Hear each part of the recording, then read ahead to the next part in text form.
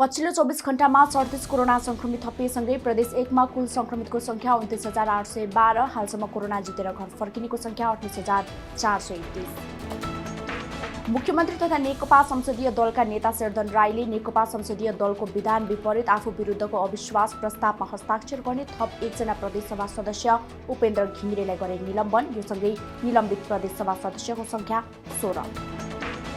नेपाल पत्रकार महासंघ मोरङको 13औं साधारण सभामा विराटनगरका 5 पत्रकार पुरस्कृत। उद्घोष दैनिकमा कार्यरत पत्रकार बाबुराम भण्डारी र मकालु टेलिभिजनमा कार्यरत पत्रकार पदम सरदारलाई नगर विकास पत्रकारिता पुरस्कार। हाम्रो मत दैनिकका प्रधान सम्पादक विवेक गौतम, गोरखापत्र दैनिकका संवाददाता हरिप्रसाद कोइरालालाई प्रतिभा पुरस्कार र मकालु टेलिभिजनका सम्पादक कमल पौडेललाई पीताम्बरी खिलेश्वरी स्मृति पत्रकारिता पुरस्कार प्रदान गरियो। आज थप 426 कोरोना संक्रमित थपिएसँगै देशभर कुल कोरोना संक्रमितको संख्या 2,61,019। पछिल्लो 24 घण्टामा थप 8 जनाको कोरोनाका कारण मृत्यु भएसँगै कोरोनाबाट ज्यान गुमाउनेको संख्या 1,864। राष्ट्रिय प्रजातन्त्र पार्टी राप्रपा अध्यक्ष कमल थापाले गरे सर्वपक्षीय सम्मेलन मार्फत हिन्दू राष्ट्र र राज संस्था पुनर्स्थापित गर्न माग। हिन्दू राष्ट्र र राज संस्थालाई पुनर्स्थापित गर्ने र संघीयतालाई पुनरावलोकन नगर्ने हो भने सडकबाटै आफ्ना मान्यता स्थापित गर्ने दिए चेतावनी। 3 वर्ष अघि नै लोड सेडिङ अन्त्य भइसकेको र फेरि लोड सेडिङ गर्नुपर्ने अवस्था नआएको नेपाल विद्युत प्राधिकरणको कार्यकारी निर्देशक हितेन्द्र देव साक्यको भनाई। राष्ट्रिय विद्युत प्रणालीमा भार वहन क्षमताभन्दा बढी विद्युत प्रवाह हुँदा केही समय विद्युत प्रसारण तथा आपूर्तिमा भएको अवरोधलाई लोड सेडिङ नभन्न समेत उनले गरे आग्रह। सरकारको असफलता, भ्रष्टाचार, धर्म परिवर्तन, कोरोना महामारी नियन्त्रण लगायतका विषयलाई लिएर राष्ट्रिय प्रजातन्त्र पार्टीले काठमाडौँको भ्युकुटी मण्डपदेखि रत्न पार्क शान्ति वाटिकासम्म गरे प्रदर्शन। प्रदर्शनपछिको सभामा राप्रपाका अध्यक्ष द्वय पशुपति शमशेर जबरा, डाक्टर प्रकाश चन्द्र लोहनी र कमल थापाले गरे सम्बोधन। हाम्रो शान, हाम्रो स्वाभिमान, राष्ट्रिय पोसाक हाम्रो पहिचान भन्ने मूल नाराका साथ आज 8औं राष्ट्रिय पोसाक दिवस विभिन्न कार्यक्रम गरी मनाइयो। विक्रमसम्म 2070 साल पौष 17 गतेदेखि यस दिनलाई राष्ट्रिय पोसाक दिवसका रूपमा मनाउन थालिएको हो। नेपाली मौलिकता तथा संस्कृतिलाई विदेशी संस्कृतिले धराशायी बनाउन लागेको अवस्थामा नेपाली संस्कृति र सभ्यतालाई विश्वभर उजागर गर्न राष्ट्रिय पोसाक दिवसको सुरुवात गरिएको राष्ट्रिय धरोहर संरक्षण प्रतिष्ठान नेपालका संस्थापक अध्यक्ष राजानन्द बाण्डव्यको भनाई। देशमा स्थिरता र स्थायित्व कायम गर्न सरकारले संसद विघटन गरेको गृहमन्त्री रामबहादुर थापाको भनाई। सरकारले संसद विघटन गरेर मध्यावधि निर्वाचनमा जाने निर्णय गरेसँगै यो कदम संवैधानिक वा असंवैधानिक हो भन्ने चर्चा चलिरहे पनि सरकारको कदम अग्रगामी भएको उनको टिप्पणी। मध्यपुर थिमी नगरपालिकाले आफ्नो नगरपालिका क्षेत्रभित्रका ऐतिहासिक, पुरातात्विक तथा सांस्कृतिक महत्त्वका सम्पदाहरूलाई नयाँ पर्यटकीय गन्तव्यको रूपमा विकास तथा प्रचार प्रसार गर्न शुक्रबार गर्यो सम्पदा पथ यात्रा।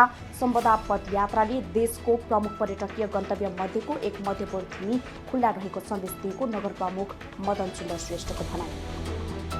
विभिन्न वस्तुहरूमा कृत्रिम मूल्य वृद्धि भएको गुनासो आएकोले व्यवसायीहरू नसचिए सरकारले अनुगमन गरी कारबाही गर्ने उद्योग मन्त्री लेखराज भट्टको भनाई।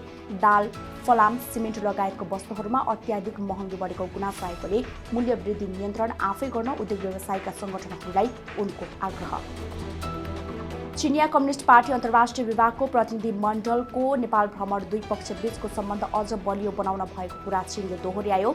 सत्तारूढ नेकपा विभाजित भएसँगै राष्ट्रपति सी जिनपिङको निर्देशनमा बेजिङबाट आइतबार काठमाडौँ उत्रिएको चिनिया कम्युनिस्ट पार्टी अन्तर्राष्ट्रिय विभागका उपमन्त्री कुओ येचौ नेतृत्वको 4 सदस्यीय विशेष टोलीले नेपालमा विकसित राजनीतिक परिस्थितिबारे चिन्ता र चासो प्रकट गरेको थियो।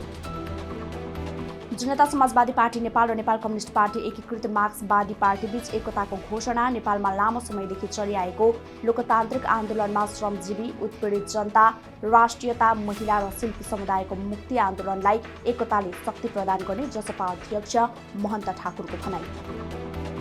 विश्व स्वास्थ्य संगठन WHO ले बिहीबार फाइजर बायोएनटेकले विकास गरेको कोभिड-19 विरुद्धको खोपलाई आपतकालीन प्रयोगका लागि दियो अनुमति। WHO का वरिष्ठ अधिकृत म्यारी एन्जेला सिमाओले फाइजरको खोपले अनुमति प्राप्त गर्नु निकै सकारात्मक कदम भएको र यसबाट विश्वका अन्य मुलुकले पनि यस खोपमा सहज पहुँच हासिल गर्ने विश्वास व्यक्त गरे।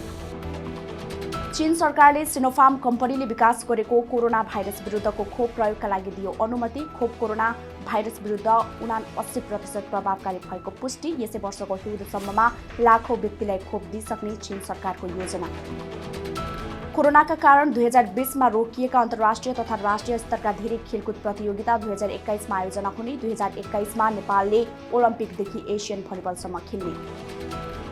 14 दिनको क्वारेन्टाइन सकिएपछि अस्ट्रेलियामा जारी बिग बास लिगमा भोलि पहिलो खेल आफ्नै पुरानो क्लब मेलबर्न स्टार्स विरुद्ध खेल्दै Nepali leg spinner Sandeep Lamichhane. Hobart हुरिकेन्समा आबद्ध सन्दीपले कोरोना संक्रमणका कारण यस सिजनको सुरुवातका 6 खेल गुमाएका थिए। दिनभरिका खबर फटाफट आजलाई यति नै। भोलि दिनभरिका खबर लिएर हामी उपस्थित हुने नै छौँ। ताजा खबर हेर्न हामीलाई फेसबुकमा लाइक र युट्युबमा सब्स्क्राइब गर्नुहोला। www.कोशी online.com लगइन गरी देश विदेशका ताजा खबर पढ्न सक्नुहुनेछ। कोशी अनलाइन हेर्दै गर्नुहोला।